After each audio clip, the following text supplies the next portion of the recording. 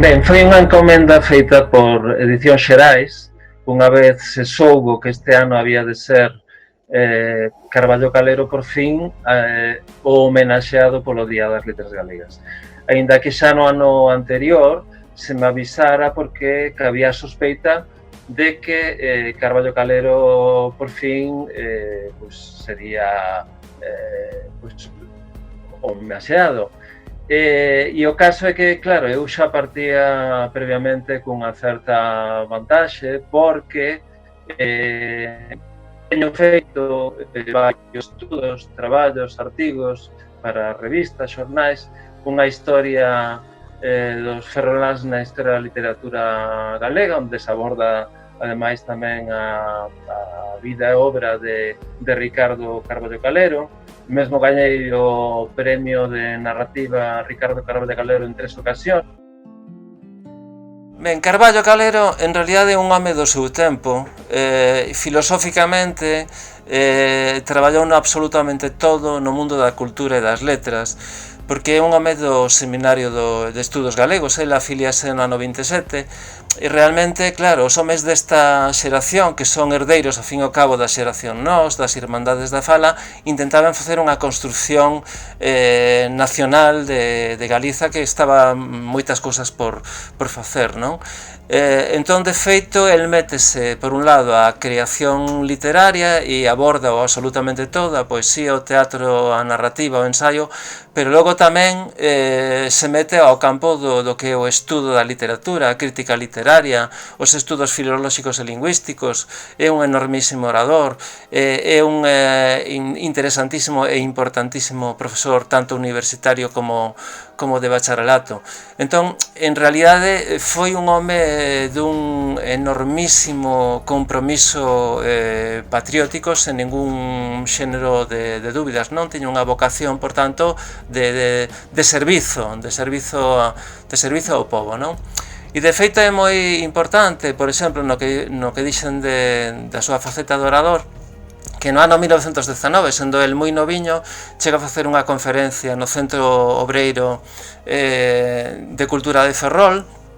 titulado En torno a las ideas comunistas de Platón, porque el fora estudante de Dereito, pero nunca chega a exercer a abogacía, porque non lle interesou demasiado, pero en realidade, pois claro, chegou mesmo a abordar tamén ese outro tipo de facetas, ou ser afiliado no ano 31 do Partido Galeguista e mesmo participar na FUE, non? Nos xoves universitarios. É un abandeirado claro da lingua galega e da literatura galega, a partir, sobre todo, do ano 31, 32, máis ou menos, da cabalo destes 2 anos. No ano 31, de feito, publica o seu primeiro poemario, que é Vieiros, e no ano 32 aínda publica o seu segundo poemario en español, que é La soledad confusa, e antes, no ano 28, publica Trinitarias. Ainda que houve un pequeno momento tamén, un intervalo, cando que estivo prisioneiro en Xaén, en que tamén chegou a escribir en español, pero era por motivos simplemente de pura represión e de vigilancia, pois porque non podía escribir noutra cosa que non fose en español. Entón, digamos que a súa militancia xa tiña moi clara entre o ano 31 e o ano 32, e realmente, por tanto, o seu compromiso de aí en adiante foi perfectamente claro e nítido, e sobre todo nese proceso construtivo ou reconstructivo, se queremos, de darlle esa dimensión de carácter internacional á lingua e intentar conseguir que ese romance ibérico occidental que fai parte dese tronco común que é o galego-portugués, pois era o camiño a seguir, como en realidade foi históricamente. E logo, sobre todo, que inclusive tivo mestres xa de moi pequenos como Nicolás García Pereira, un antigo profesor seu aquí en Ferrol, que chegou a escribir, digamos, nunha normativa máis ou menos próxima do portugués naquel momento.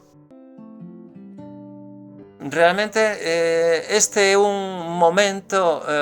moi interesante, porque precisamente o feito de serlle por fin recoñecido o Día das Letras parece que repentinamente abriu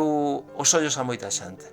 De maneira súpeta a xente acaba de descubrir que temos unha realidade enormísima, unha dimensión internacional enormísima, e a necesidade tal vez de ir encamiñando tal vez o noso rumbo a través de outro tipo de observancia, digamos, tanto non simplemente da normativa, que case unha cuestión de tipo menor, que podíamos ir encaminhados